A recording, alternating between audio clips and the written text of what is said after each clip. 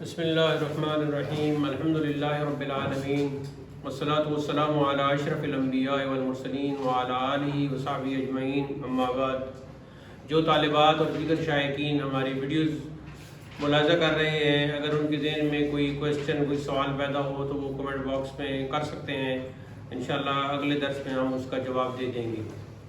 یہ کلاس درس تعلیم المنطق کی ہے، درس تعلیم المنطق، اور یہ ہمارا دوسرا درس ہے یا تیسرا درس؟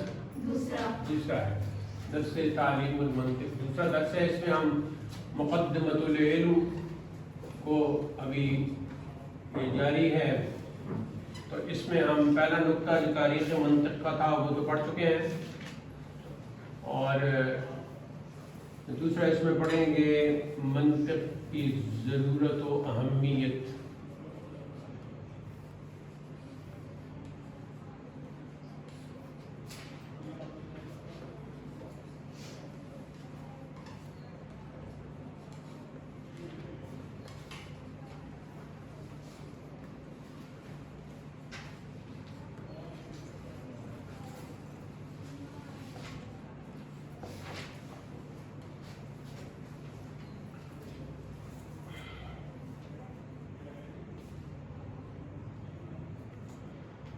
ایک سب سے بڑا سوال یہ پیدا ہوتا ہے کہ ہم علم منطق کیوں پڑھ رہے ہیں، ہمیں منطق پڑھنے کی کیا ضرورت ہے اور اس کی کیا اہمیت ہے، کیا امپورٹنس ہے، کیوں ہم اس علم کو پڑھ رہے ہیں۔ اور اس وقت تو ہم 2026 میں ہیں، اور 2026 میں تو علوم و فنون کی اور سائنس کی اتنی ترقی ہو چکی ہے، تو پھر ہم یونانیوں کی قدیم منطق، ارسطو کی منطق اور فارابی کی منطق اور ابو علی سینا کی منطق اور فضل حق خیرآبادی کی منطق ہم کیوں پڑھ رہے ہیں، ان کا یہ علم منطق کیوں پڑھ رہے ہیں، جبکہ ہمارے ہاں سائنس نے بہت ترقی کر لی ہے اور علوم و فنون میں اضافہ ہو چکا ہے، فلسفہ میں اور سائنس میں بہت تجربات ہو چکے ہیں، اور نئے نئے علوم اور نئے نئے فنون اور نئی نئی باتیں سامنے آ چکی ہیں، طریقے آ چکے ہیں، سٹائل آ چکے ہیں۔ ہمیں نارمل کنورسیشن اور عام گفتگو کے جو آداب ہیں دیگر علوم سے پتہ چل رہے ہیں، تو پھر ہم علم منطق پہ کیوں اس کی ضرورت ہمارے لیے کیا ہے، کیوں اہمیت ہے اور کیوں ہم زور دیتے ہیں، اور درس نظامی کے نصاب میں منطق کی کتابیں کیوں شامل ہیں۔ تو اس طویل سوال کا جواب طویل بھی دیا جا سکتا ہے، لیکن اس کا اجمالی اور مختصر جواب یہ ہے، ہم اس لیے علم منطق پڑھتے ہیں تاکہ ہمیں پہلے نمبر پر اصطلاحات کا پتہ چلے، اصطلاحات منطق کا ہمیں پتہ چلے۔ مثال کے طور پر کتاب ہے تفسیر کی یا شرح حدیث کی یا سیرت کی یا اصول فقہ کی یا فقہ کی یا کسی اور علم کی، تصوف کی، تو اس کا جو لکھنے والا ہے، جو مصنف ہے، وہ ایک جگہ لکھتا ہے کہ یہ تصور ہے اور یہ تصدیق ہے، تو وہاں ہمیں اس کا جملہ ہماری سمجھ میں نہیں آتا، کیونکہ اس نے دو اصطلاحات استعمال کی ہیں، ایک تصور اور ایک تصدیق۔ یہ دونوں اصطلاحات منطق کی تھیں، تو جب ہم نے علم منطق پڑھا ہی نہیں ہوگا تو ہمیں اصطلاحات کا کیسے علم ہوگا، ہمیں کیسے پتہ چلے گا کہ تصور کیا ہے، ہمیں کیسے پتہ چلے گا کہ تصدیق کیا ہے۔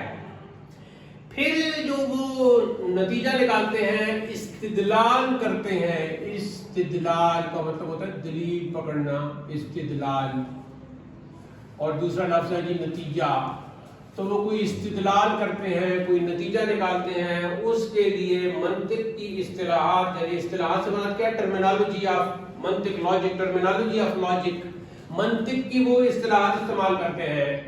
کہیں وہ موضوع بولتے ہیں، کہیں وہ محمول بولتے ہیں، کہیں وہ سور بولتے ہیں سین کے ساتھ، کہیں وہ قضیہ بولتے ہیں، کہیں وہ کہتے ہیں صغرا، کہیں وہ بولتے ہیں کبرا، کہیں وہ حد کا لفظ استعمال کرتے ہیں، کہیں حد اوسط کہتے ہیں، کہیں شکل کا لفظ استعمال کرتے ہیں، تو یہ ساری اصطلاحات ہیں علم منطق کی. تو جب تک ہم علم منطق کو باقاعدہ علم کے طور پر اور باقاعدہ فن کے طور پر نہیں پڑھیں گے تو ان اصطلاحات کا علم نہیں ہوگا. جب ہمیں ان اصطلاحات کا علم نہیں ہوگا تو یہ اصطلاحات چاہے تفسیر کی کتاب میں ہوں تو وہ تفسیر کی کتاب سمجھ میں نہیں آئے گی, شرح حدیث میں ہوں تو وہ شرح حدیث سمجھ میں نہیں آئے گی, اگر وہ فقہ کی کتاب میں ہوں, خاص کر اصول فقہ کی کتاب میں ہوں تو ہمیں وہ کتاب ہماری سمجھ سے باہر ہوگی. ایسے ہی تصوف میں صوفی کی کوئی کتاب ہے لیکن وہ صوفی جو ہے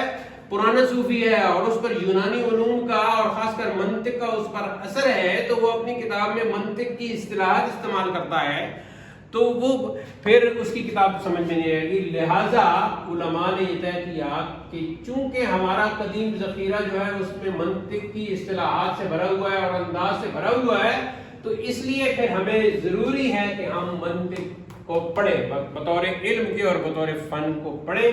لہٰذا 2026 میں بھی یونانی علم منطق پڑھنے کی ہمیں ضرورت ہے اور جیسا کہ میں نے ابھی تشریح کی ہے اس سے یہ ثابت ہو گیا ہے. اس کو آپ ویڈیو کو بھی سماعت کریں اور اپنے لفظوں میں مزید لکھ لینا.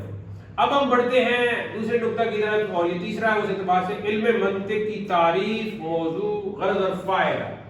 تو سب سے پہلے جو ہے اس میں ہم لفظ منطق کی طرف جائیں گے. لفظ منطق کی توضیح, تشریح, وضاحت وہ کیا ہے؟ یہ مصدر میمی ہے. مصدر میمی ہے. مصدر میمی تو آپ نے علم صرف میں پڑھ رکھا ہوگا. کوئی طالبہ اگر ذوق کے ساتھ بتا دے کہ مصدر میمی کون سا ہوتا ہے؟ جی مصدر میمی کون سا ہوتا ہے؟ کوئی بات نہیں. مصدر میمی کی پہچان یہ ہے کہ اس کے شروع میں حرف میم آتا ہے, جیسے منطق. اور مصدر کا معنی کیسے کیا جاتا ہے؟ مصدر کا معنی فارسی میں کیا جائے تو دن اور تن اس کے آخر میں آئے گا اور اردو میں اس کے آخر میں نون الف نہ آئے گا. جیسے عربی کا ایک مصدر ہے الضرب تو اس کا معنی فارسی میں ہوگا زدن اور اردو میں ہوگا مارنا. ایک اور مصدر لیتے ہیں عربی کا القتل تو فارسی میں معنی ہوگا کشتن اور اردو میں معنی ہوگا قتل کرنا. تو مصدر کیا ہے؟ مصدر وہ ہوتا ہے جس میں کسی کام کا ہونا یا کرنے کا معلوم ہو رہا ہو, وہ مصدر کہلاتا ہے. اور فارسی میں ترجمہ میں دن یا تن آتا ہے اور اردو میں ترجمہ میں اس کے آخر میں نون الف نہ آتا ہے اور انگریزی میں کسی بھی ورب کے شروع میں ٹو لگا دیں, TO2 تو وہ مصدر بن جاتا ہے. ٹو ڈرنک کا مطلب ہوگا پینا, ایسے ہی ٹو رائٹ کا مطلب ہوگا لکھنا, تو ٹو ہیئر کا مطلب ہوگا سننا, ٹو واچ کا مطلب ہوگا دیکھنا. تو لفظ منطق جو ہے اکثر علماء کے نزدیک یہ مصدر میمی ہے, نکلا ہے جی, ماخوذ ہے یہ, یعنی اس کا جو روٹ ہے, جو اس کا مادہ ہے وہ ہے نون طا اور قاف, نطق. تو یہ نطق سے نکلا ہے, یہ اصل روٹ ہے. اور مصدر خود جو ہے وہ مصدر ہوتا ہے اہل زبان کا پہلا لفظ ہوتا ہے مصدر. تو اب نطق جو ہے وہ کیا ہے؟ بولنے کی طاقت کہہ لیں تو وہ جو بولنے کی طاقت ہے, جو بولنا ہے, اسے کہتے ہیں نطق. اب نطق کو پھر دو حصوں میں تقسیم کرتے ہیں. یہ جو میں ظاہری طور پر بول رہا ہوں تو اس کو کہتے ہیں نطق ظاہری,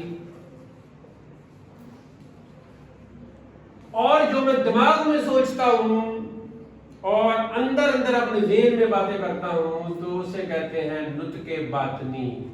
یہ الفاظ جو ہے نا بار بار ان کو آپ لکھیں گے, بار بار زبان پر یاد رکھیں. آپ کی تحریر میں وہی لفظ آئے گا جو آپ کی تقریر میں آتا ہے. اگر آپ نے سکن کور کبھی زبان سے بولا ہی نہیں تو آپ کی تحریر میں آ ہی نہیں سکتا. تو زبان پر جو الفاظ آپ کثرت سے استعمال کریں گی وہ لکھنے میں بھی آ جائے گا. تو یہ آپ نے کوئی بھی، میں پہلے اس طالبہ کو بتا رہا تھا، آپ کا نام کیا جو تجوید پڑھتی ہیں؟ میمونہ جا. اس کو میں بتا رہا تھا کہ آپ کو ایک کاغذ کا کوئی ٹکڑا ملا ہے، باقی اس پہ لکھا ہوا ہے لیکن 3 سطریں نیچے خالی ہیں. تو وہ جو 3 سطریں خالی ہیں وہ آپ کے لیے، وہاں کچھ نہ کچھ لکھ دیں. اس کے بعد خواہ اس کو جلا دیا، لیکن کچھ نہ کچھ لکھیں ضرور. کہ جب انسان لکھتا ہے اور ساتھ بولتا بھی ہے، ویسے مثال کے طور پر میں یہاں لکھتا ہوں کتابن، تو اب میں نے 2 کام کیے ہیں، لکھا بھی ہے، زبان سے ادا بھی کیا ہے. قلم، کرتاسن، کرتاسن کاغذ کو کہتے ہیں، کرتاسن. ساتھ ہی پھر میں نے اگلا لفظ لکھا سفرجل، اور ساتھ بولا بھی لکھا بھی. تو جو لفظ آپ لکھیں اور ساتھ بولیں بھی، وہ اگر آپ کاغذ پہ لکھیں، وائٹ بورڈ پہ لکھیں، واٹ ایور جس چیز پر بھی آپ لکھیں، اگر لکھتے اور ساتھ بولیں بھی تو وہ آپ کے جو دماغ کی تختی ہے اس پر لکھا جاتا ہے پوری زندگی کے لیے. یہ اب آپ تجربہ کر کے دیکھ لیں. اگر آپ لکھیں گے نہیں، بولیں گے نہیں، تو آپ کے ذہن میں کوئی بات ٹھہرے گی نہیں، لیکن لکھیں گی اور ساتھ بولیں گی تو وہ آپ سمجھ لیں کہ آپ کی جو لوح دماغ ہے، جو آپ کی دماغ کی تختی ہے، لوح دماغ. دوسرا لکھ لیں لوح ذہن، تو اس پر یہ ثبت ہو جائے گا. ثبت کا مطلب کیا ہے؟ چمٹ جائے گا. تو جو لوح دماغ پر یا لوح ذہن پہ لفظ چمٹ جاتا ہے، ثبت ہو جاتا ہے، وہاں چپک جاتا ہے، وہ آپ کی تحریر میں بھی آتا ہے، آپ کی تقریر میں بھی آتا ہے. تو اب منطق سے مراد نطق ظاہری بھی ہے، ظاہری طور پر بولنا، اور نطق باطنی بھی ہے، یعنی ذہن میں، دماغ میں سوچنا. یہ تو ہو گئی لفظ منطق کی توضیح اور نطق کی توضیح ہو گئی. اب آگے بڑھتے ہیں. اس کی تعریف کیا کی گئی ہے؟ تعریف یہ کی گئی ہے، تعریف پہلے میں جو ہمارے مشائخ لکھتے ہیں نا پرانی، وہ اس میں برکت بھی ہے، تو اس کو اپنے زبانی یاد دکھا لینا ہے پوری زندگی کے لیے. تو وہ ہے جی، ہی آلۃ قانونیۃ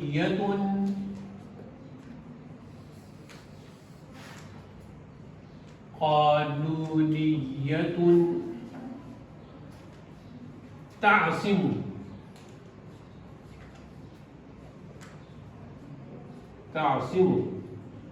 مراعاتها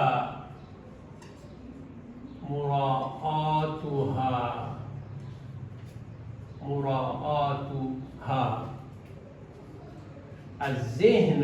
تو ہا کے اوپر جو زبر ہے نا اس کو ادھر شامل کر لیں گی تو بن جائے گا مراعاتها الذہن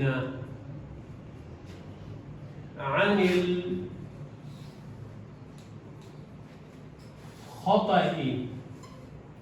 اس لفظ کو کیسے پڑھنا ہے؟ خطأ. اور کچھ جو ہے جدید جو انداز ہے وہ ادھر ہی حملہ ڈال دیتے ہیں. خیر، عن الخطأ فی الفکر. اس کا اردو ترجمہ لکھنے سے پہلے چونکہ آپ عربی پڑھے تو عربی میں سمجھیں. کیا تعریف کی ہے اس کی؟ ہی آلۃ، یہ ایک آلہ ہے. آلہ کسے کہتے ہیں؟ اوزار کو، ہتھیار کو. چابی ہے تو وہ تالا کھولنے کا آلہ ہے. تو یہ ایک آلہ ہے. کس قسم کا آلہ ہے؟ قانونیۃ، ایک قانونی آلہ ہے. تعصم، عاصم یعصم کا مطلب ہوتا ہے بچانا. تو تعصم یہ آلہ قانونیہ ہے جو بچاتا ہے. کس کو؟ الذہن، ذہن کو. مراعاتها، اس کی جو رعایت ہے، مراعات کا مطلب رعایت کرنا، اس کی رعایت کرنا بچاتی ہے ذہن کو عن سے، الخطأ غلطی سے. یہ ایک ایسا قانونی آلہ ہے کہ اس کی مراعات، اس کی رعایت، اس کا استعمال بچاتا ہے ذہن کو غلطی سے، خطا سے.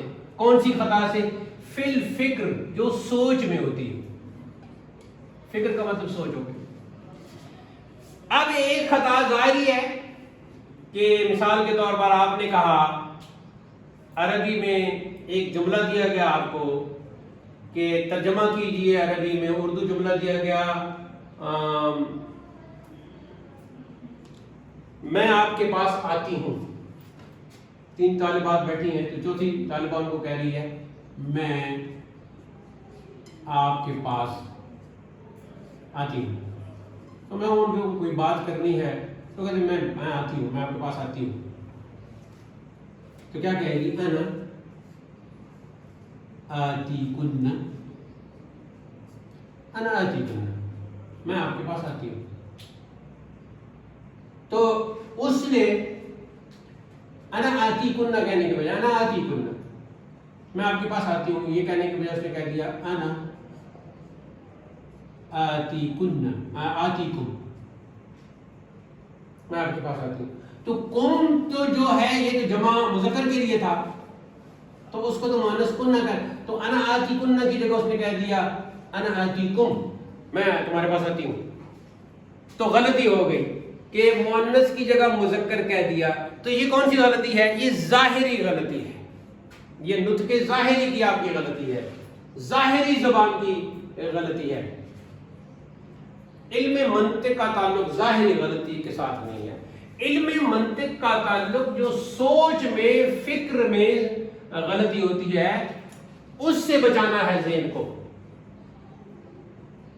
تو یہی تو ہماری جو ہے نا اصل یہی چیز ہے کہ ہم نے اپنی فکر کی جو ہماری غلطیاں ان سے بچنا ہے. تو اس اعتبار سے دیکھا جائے تو یہ علم منطق بہت ہی پیارا اور بہت ہی مفید علم ہے، کیونکہ بار بار اس میں ہم مشق بھی کرتے ہیں تو اس کو فن بھی کہہ دیتے ہیں. جیسے صرف کو علم بھی کہتے ہیں، فن بھی کہتے ہیں. تھیوریٹیکل اگر ہو تو اس کے اوپر علم کا لفظ بولا جاتا ہے، پریکٹیکل ہو تو اس کے اوپر فن کا لفظ بولا جاتا ہے. تو یہ دونوں ہیں، تو یہ علم بھی ہے، علم منطق بھی ہے، فن منطق بھی ہے. تو تعریف سے پتہ چل گیا کہ علم منطق ایک قانونی آلہ ہے، اس کے کچھ قوانین ہیں. قانونی آلہ کچھ اس کے قانون ہیں، کچھ قوانین ہیں. ان قوانین کو جب ہم سامنے رکھیں گے، ان پہ عمل کریں گے، ان کو مانیں گے، ان کو تسلیم کریں گے تو پھر ہمارا ذہن جو ہے وہ غلطی سے بچے گا. کون سی غلطی سے بچے گا؟ اس طرح کی غلطی سے نہیں، فکر کی، سوچ کی غلطی سے بچے گا. یہاں تک یہ تعریف کی سمجھ آ گئی. با محاورہ اس کا ترجمہ لے لیں. منطق ایسا قانونی آلہ ہے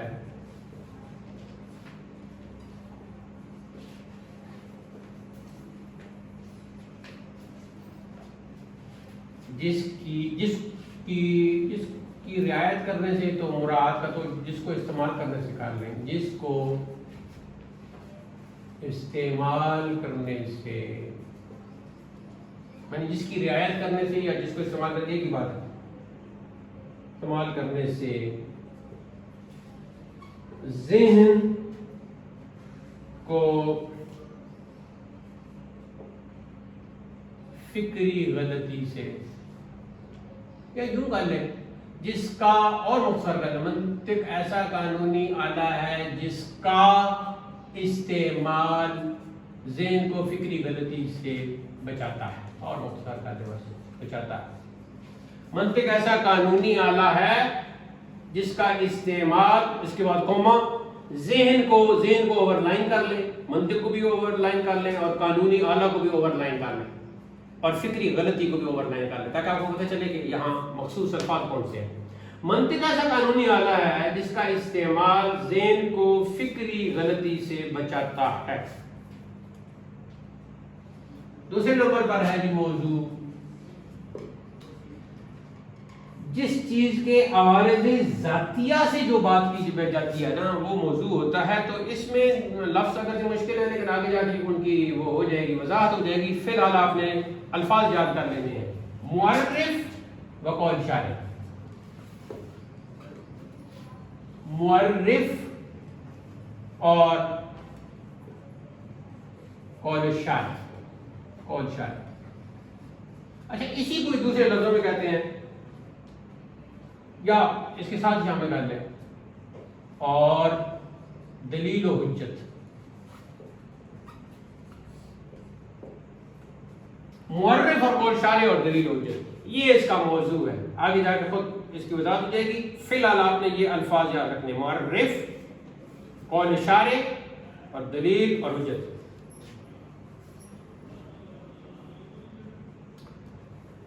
اس کی غرض کیا ہے؟ تو جیسا کہ ہم نے تعریف کو بڑے ہی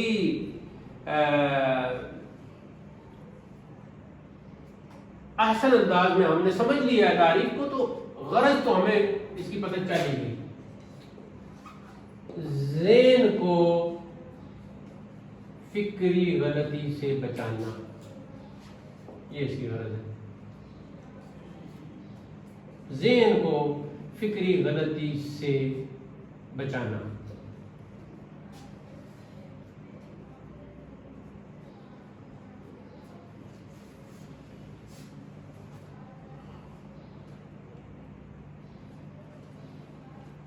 اب فکری غلطی کی مثالیں آگے بہت زیادہ آئے گی. مثال کے طور پر اگر کوئی کہے کہ بھئی آپ سوتے کیوں ہوتا ہے، کل میں نے دیکھا تو کتا سو رہا تھا، تو میں نے دیکھا تو میں نے کہا ہاں یہ کتا سو رہا ہے تو اس کو آرام آئے گا، تو کتا سو رہا ہے تو لہٰذا انسان کو بھی سونا چاہیے. تو یہ ایک فکری جو ہے نا یہ غلطی ہے، یعنی یہ جو استدلال ہے، یہ جو نتیجہ نکالا یہ غلط تھا. تو اس قسم کی غلطی کو، ذہن کو اس قسم کی فکری غلطی سے بچانا، یہ اس کا کام. فائدہ کیا ہے؟ فائدہ کیا ہوتا ہے؟ جو غرض کے بعد حاصل ہو. تو اسی کو تھوڑا سا ذہن فکری غلطی سے محفوظ ہو جاتا ہے، تو یہ فائدہ ہوگا. غرض اور فائدہ میں کیا فرق ہے؟ غرض تو وہ ہے کہ جس کے لیے کام کیا جائے. مثلا فکری غلطی سے ذہن کو بچانے کے لیے علم منطق کا پڑھنا یہ غرض ہے. لیکن علم منطق پڑھنے کے بعد ذہن آپ کا فکری غلطی سے محفوظ ہو گیا تو یہ فائدہ ہو گیا. تو یہ فائدہ اور غرض میں فرق ہے.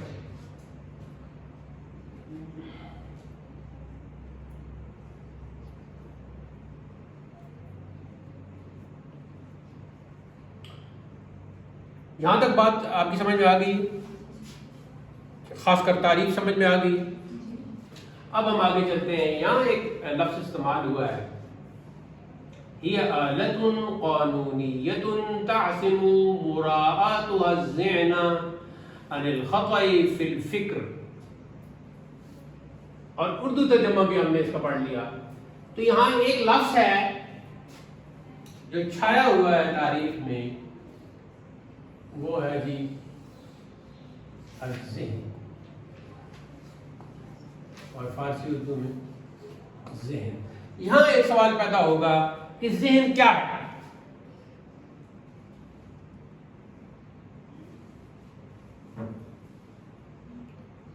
کوئی آپ طالبہ کوئی اپنے لفظوں میں بتا سکتی ہے کہ ذہن کیا ہے؟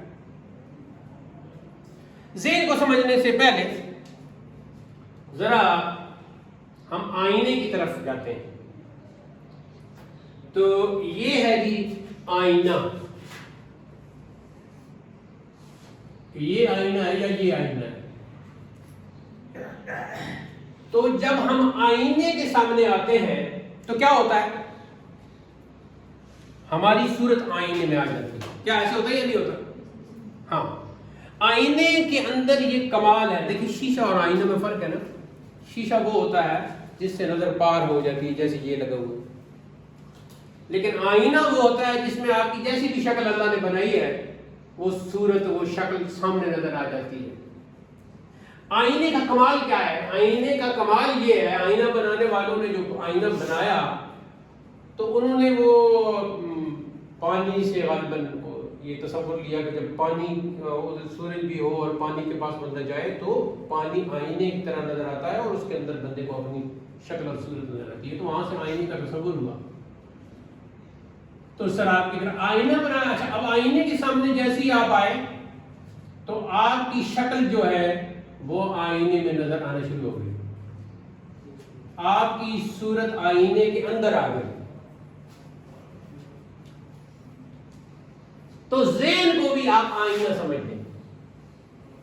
تو دوسرے لفظوں میں ذہن ایک آئینہ ہے جو جس کے اندر آئینے کی طرح ہی ساری شکلیں آ جاتی ہیں, ساری صورتیں آ جاتی ہیں. اب آپ کہیں گی کہ پھر تو آئینہ میں اور ذہن میں کوئی فرق نہ رہا, کیونکہ آئینہ میں بھی شکل سامنے, صورت سامنے آ جاتی ہے. آئینہ کے اندر بھی یہ صفت موجود ہے کہ اس کے سامنے آنے والا یا آنے والی کوئی بھی شکل, کوئی بھی صورت ہے تو آئینے کے اندر آ جاتی ہے. اور آپ کہہ رہے ہیں کہ ذہن بھی آئینے کی طرح ہے, تو ذہن کے اندر بھی وہ شکل و صورت آ جاتی ہے, سما جاتی ہے, چھا جاتی ہے, چھپ جاتی ہے. تو پھر آئینہ میں اور ذہن ایک جیسے ہوئے. تو اس کا جواب یہ ہے کہ آئینہ اور ذہن میں فرق ہے. دیکھیں اب میں بتاتا ہوں. ایک ہے شیر, وہ آئینے کے سامنے آیا تو آئینے کے اندر شیر کی شکل آ گئی. یہ تو آپ تسلیم کریں گے, آ گئی.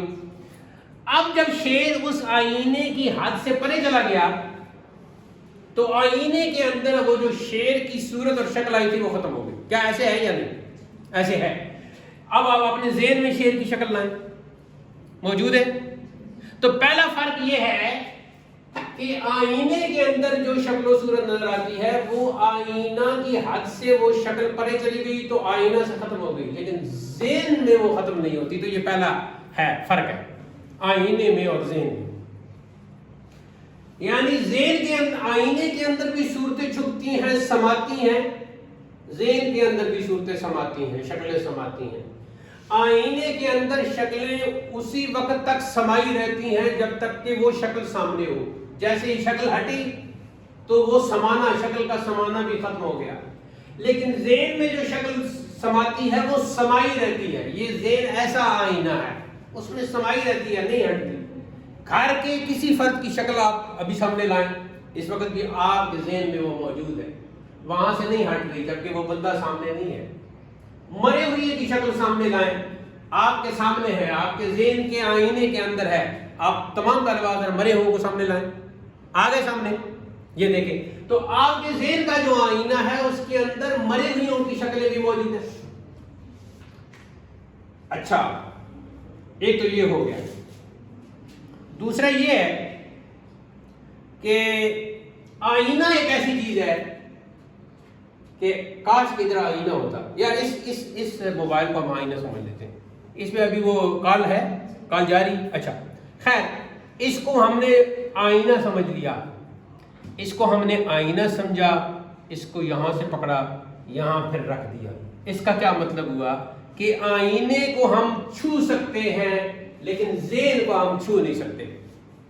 دونوں میں شکلیں تو آ رہی تھیں, اس کے اندر بھی شکل آ رہی تھی, آئینے میں ذہن میں بھی آ رہی تھی. اور ذہن جو ہے وہ آئینے کی طرح ہے ہمارا, جسے مائنڈ بھی کہتے ہیں. اس کو مائنڈ لائک مرر, کہ جو ہمارا ذہن ہے وہ اس شیشے کی طرح, آئینے کی طرح ہے.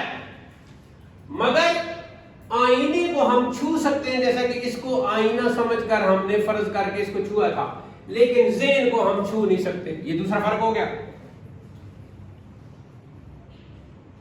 پھر یہ ہے کہ آئینہ میں وہی صورت آئے گی جو بالکل آئینہ کی حد کے سامنے آئے گی, اور جتنا رخ سامنے, میں مثال کے طور پر میں ایسے کھڑا ہوتا ہوں اور یہ ہے آئینہ, تو میرا چہرہ اور نیچے کچھ یہاں تک کا حصہ آئینہ میں آئے گا, باقی جو نیچے کا حصہ ہے وہ آئینہ میں نہیں آئے گا. لیکن ذہن کا جو آئینہ ہے اس میں ساری صورت آئے گی, اس میں بیک ہے, فرنٹ ہے, ٹاپ ہے, باٹم ہے, سب کچھ اس میں نظر آ رہا ہے. تو یہ ایک اور فرق ہو گیا. پھر یہ ہے کہ آئینہ میں ہوا نہیں سماتی, آئینہ میں خوشبو نہیں سماتی, آئینہ میں اس طرح کی جو اور مثال کے طور پر ذائقے ہیں, میٹھا ہے, کڑوا, وہ آئینے میں نہیں آتے.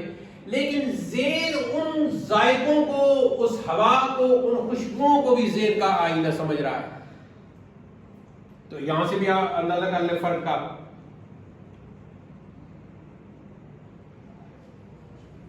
پھر یہ ہے کہ آئینے میں صرف وہی صورتیں آئیں گی جو نظر آ سکتی ہیں. مطلب یہ میرا ہاتھ نظر آ رہا ہے تو آئینے کے سامنے آئے گا، تو آئینے کے اندر نظر آئے گا. لیکن ذہن کے آئینے میں وہ چیزیں بھی آ سکتی ہیں جو نظر نہیں آتی. مثال کے طور پر آواز ہے، خوشبو ہے، اس کی مثال پہلے میں دے چکا ہوں. اور پھر دیکھنا، سننا، سونگنا، چکھنا، یہ سارے جتنے بھی ہمارے حواس خمسہ ہیں، ان کی سب شکلیں ذہن میں آ رہی ہیں لیکن آئینے میں نہیں آ رہی.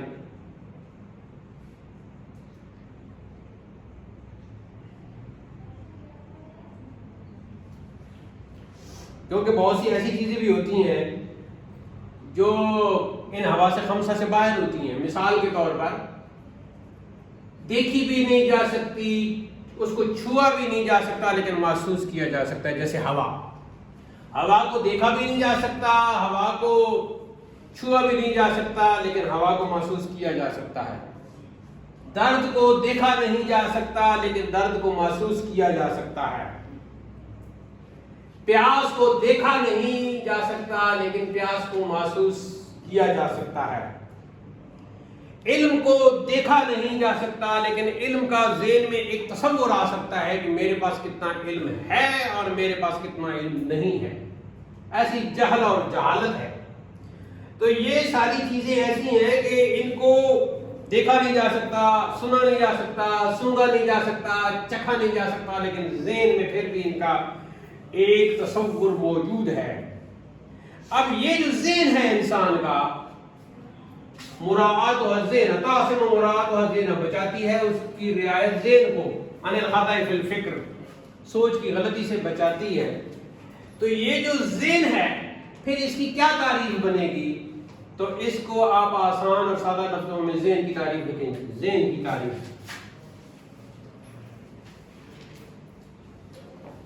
ذہن ہی ہمارا اصل درس شروع ہو رہا ہے کیونکہ اسی کو تو ہم نے غلطی سے بچانا ہے. تو ذہن کی تعریف کیا ہے؟ کیونکہ انسان کی بات ہو رہی ہے تو آپ لکھیں انسان کی اس قوت کا نام ہے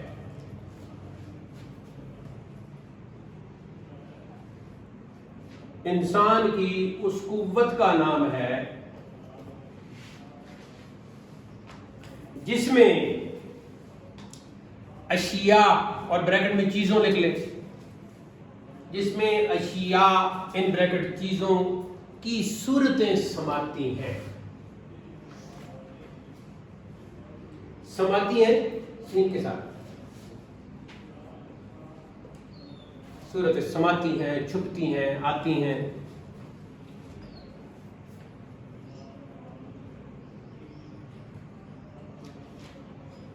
یہاں تک لکھ لیا جی. آگے لکھیں نوٹ، ذہن کو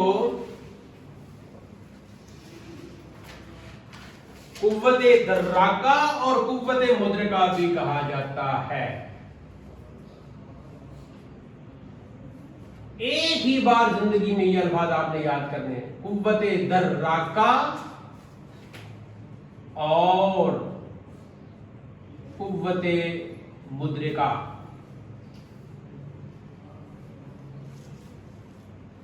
ہی کہتے ہیں نوٹ، ذہن کو قوت دراکہ اور قوت مدرکہ. اب آپ سے پوچھا جاتا ہے کہ آپ نے کہا کہ علم منطق یہ ہے کہ اس کی رعایت کرنے سے، اس کو پڑھنے سے یہ ایک ہمارے ہاتھ میں ایک قانونی آلہ آ جاتا ہے جس سے ہمارا ذہن فکر کی غلطی سے بچ جاتا ہے. تو پھر آپ سے پوچھا جاتا ہے کہ ذہن کس کو کہتے ہیں؟ تو آپ کہیں گے کہ ذہن کہتے ہیں قوت دراکہ کو.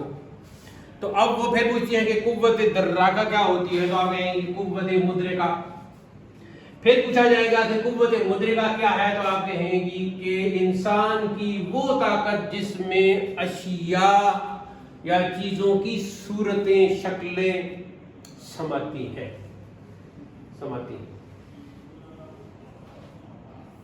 اب کسی کتاب میں لکھا ہوگا اس نے پھر قوت دراکہ سے کام لیا. کیا مطلب ہوگا؟ اس نے ذہن سے کام لیا، یا اس نے قوت مدرکہ سے کام لیا، یا اس نے اپنی اس قوت سے کام لیا جس میں اشیاء کی صورتیں سماتی ہیں. تو وہ کیا ہوگا؟ ذہن ہوگا.